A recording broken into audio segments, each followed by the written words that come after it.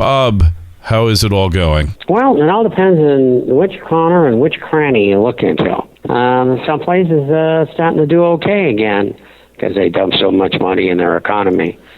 Then you roll over to Europe and it's on again, off again, up again, down again.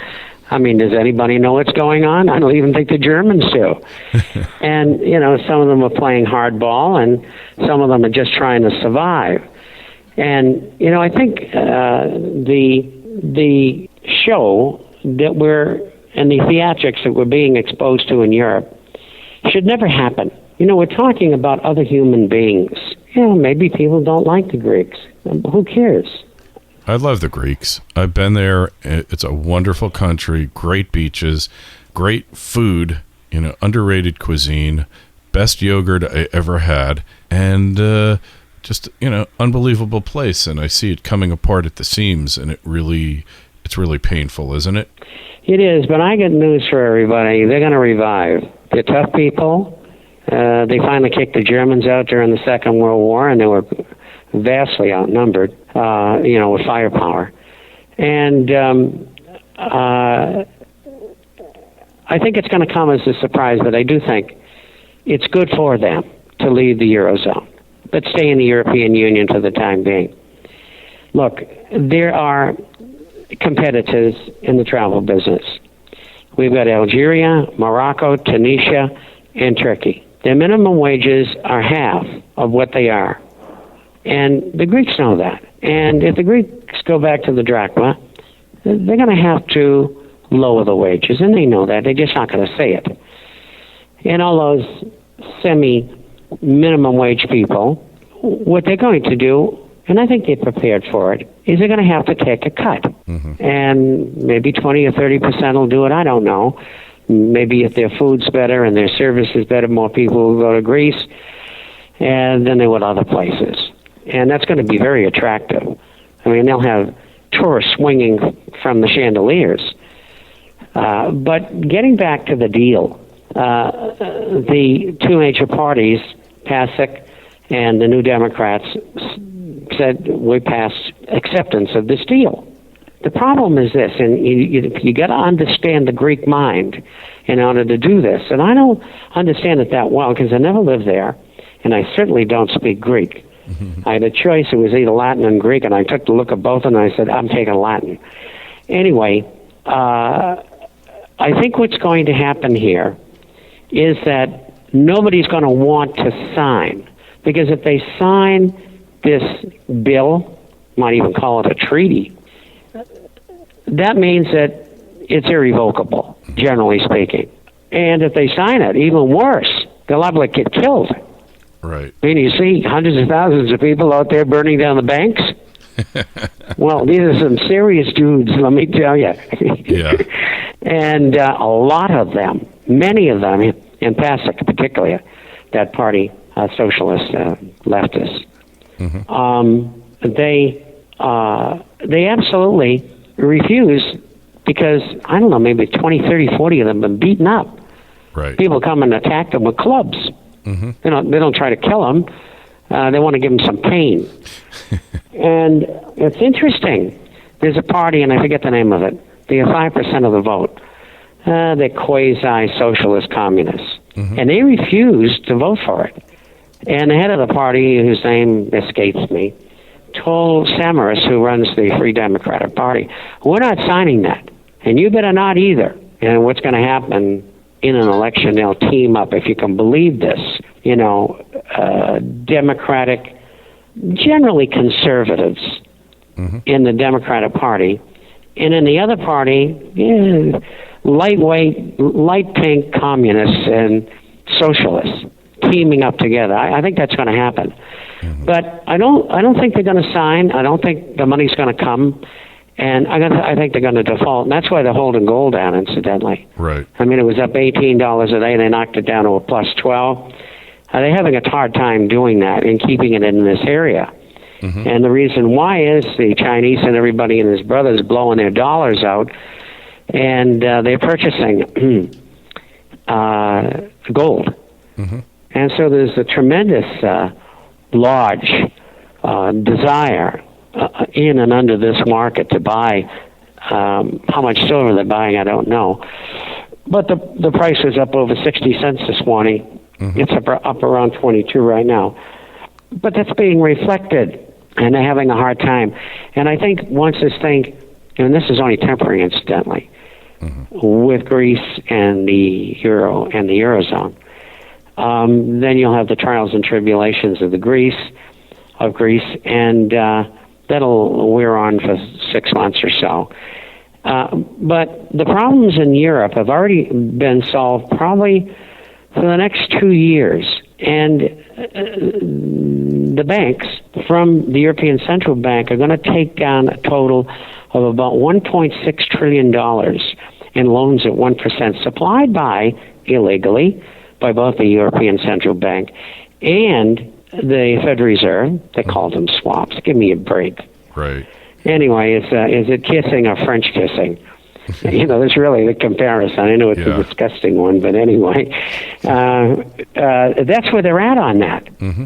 Well, and there's it's going to be carried. And you know what they're going to do after that? They're going to throw even more money at it as we enter hyperinflation a year or two or three down the road. Mm-hmm. There's no way out for them. Yeah, it's print or die, right? And we're going to have to do the same thing. And England's already doing it. They roll back a loan that the government had given to the Royal Bank of Scotland, which is owned by the Queen, incidentally. And the Royal Bank then went to the European Central Bank and got the same amount of money, only they saved $600 million in interest payments. I mean, this is free money practically. Yeah. And so, everybody who thinks everything's going to fall apart, you're mistaken. They're taking care of it the third week in December, and they're going to keep on doing it. And then they'll probably have a war and run for the hills, because everybody knows what they're doing. And if they extrapolate this thing out 3, 4, 5 years, which is possible, then everybody's going to know what they did, and there's going to be the coups and the trials, and it's going to get messy. See, the key to power is a banking system. And if we can take the banking system away from them, we destroy them. That's the question, though. So all of this is really playing into the hands of people who own gold and silver then, right? Incredibly. Just buy and hold. Don't trade unless you absolutely have to. Do a mix of gold and silver coins as well as shares.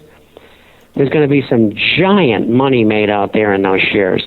They're dynamically underpriced. There's stocks out there that are $15 that could go to $300 or $400. And during the Depression, the gold stocks went up over 500%, and the Dow went down 90%. During the recession of the late 1970s, the average gold and silver share, this is all of them, went up 40 times more than the price of gold and silver bullion. And I want to tell you something. All these people are worried about somebody stealing somebody's stock certificates or holdings.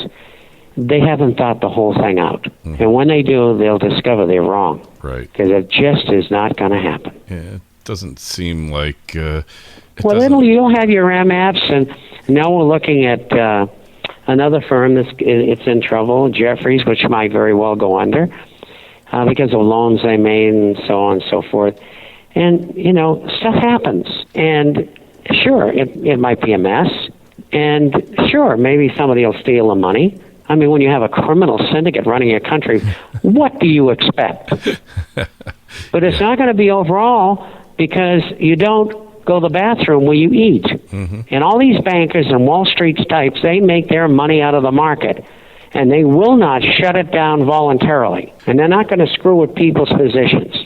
That's how they make their living. And if you're making $5 or $10, $20 million a year, you don't want to do that. That's biting the hand that feeds you.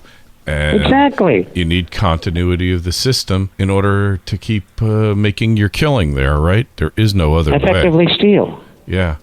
Well, but what's so weird is that most people don't even perceive it as theft. They just perceive it as the price of keeping this thing going, of kicking the can down the road, That's what they see it as. And it's just sad that people don't really understand what's going on. Well, I am fully qualified. Almost 30 years. Own my own firm. I know how it works. And if I say they're overwhelmed by crooks, they are. And a lot of people realize that. And it doesn't mean you still can't make money in the market or in the bond market, which is 100 times bigger. But you got to be careful, of course.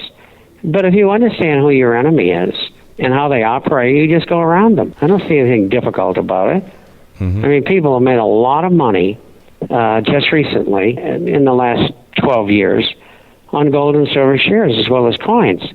And they're going to continue to do so. It just makes a lot of sense. They can play their games, but in the final analysis, gold and silver eventually will reflect their true values, and their true values are far higher than what the market is telling you now, right? I mean, is there any question about it? None. And it's all facets of the gold-silver market. And it's tragic that we have criminals in charge, and it will change. And sooner or later, those who have held on, they'll see their $6,000, $8,000, $10,000 gold and $100 or $470 silver or whatever. The numbers are not important. It's the safety of being where you're at, number one. Mm-hmm. And number two, you're going to offset the losses that you're taking in the currency that you're using. They're all going to get hurt, all the currencies. Yeah. And the third thing is you might get rich. In fact, some of these people who get the forecaster, I had one guy start with $1 million. He's worth $23 million. Really? He's a retired dentist now. Happily retired, I'll bet. Yeah, and I met him at, I think it was a lunch at a hotel in Vancouver years ago. Mm-hmm. I don't know, maybe 15 years ago. And he still subscribes and sends me notes, and he says, it's growing.